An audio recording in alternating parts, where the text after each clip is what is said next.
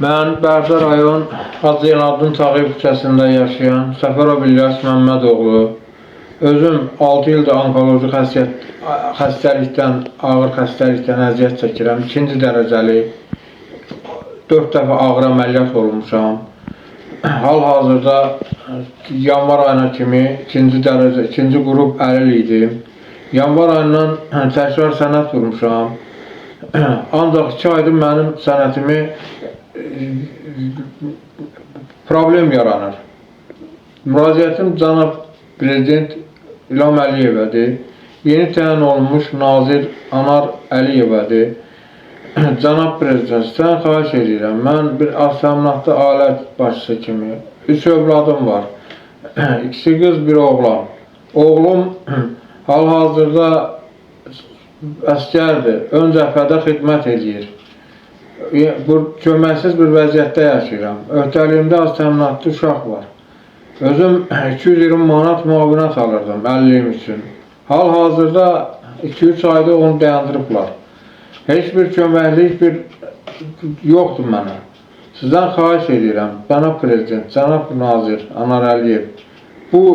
Mənim bu xəstəliyimi nəzərə alıb, ağır onkoloji xəstəyəm mən. Dalaq əriliyində məndə şişlər olub, böyük bağırsaqlarımda üzr istəyirəm. Bunlar hamısı burada yazılıbdır. 1-ci təyin olmuş 50-limdə.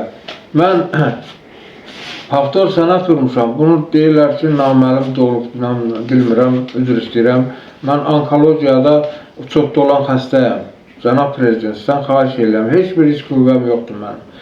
Mən bu dərmanların hamısının isə dost yoldaş.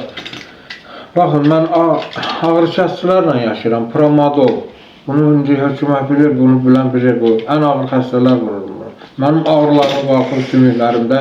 Mən dərdimi kimə deyim, qardaş, sizə qurban. Bir Azərbaycan vətəndaşı kimi dərdimi kimə deyim, cənab Prezident.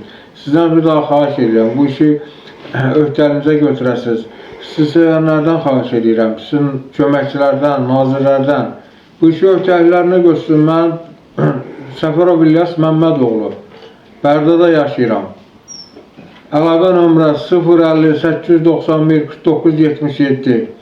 Mən nə ilə dolanım bu ağır vəziyyətdə? Bax, biz kasıb adamlarıq ki, nə ilə dolanım? Mənim 50-lim niyə kəsib? Əgər mən saxta düzəltmişəmsə, məni bundan da betər günə qalım.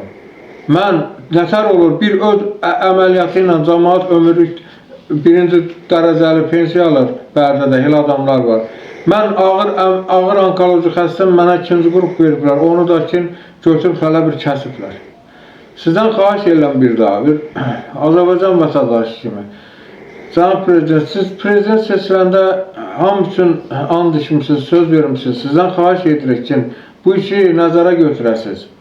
Mən qısa bir məlumat da verim. Mən özüm 1994-cü ildə imkanlı vaxtlarımda mərhum Prezident Heydər Əliyevin yolunda qaçqın köçkünlər üçün pul paylayan adam olmuşam.